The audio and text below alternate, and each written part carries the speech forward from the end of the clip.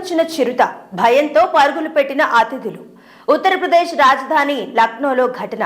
పెళ్లి మండపంలో నక్కిన చిరుతను చూసి భయంతో హడలిపోయిన అతిథులు. 200 నిమిషాల పాటు కొనసాగిన రెస్క్యూ ఆపరేషన్.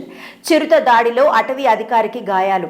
వివాహ వేడుక జరుగుతున్న ప్రాంగణంలో తీరిగ్గా విశ్రాంతి తీసుకున్న చిరుతను చూసిన అతిథులు భయంతో హడలిపోయారు. దీంతో ఎంతో వేడుకగా జరుగుతున్న వేడుక కాస్త రసాభాసగా మారిపోయింది. ఉత్తరప్రదేశ్ రాజధాని లక్నోలో జరిగింది ఈ ఘటన.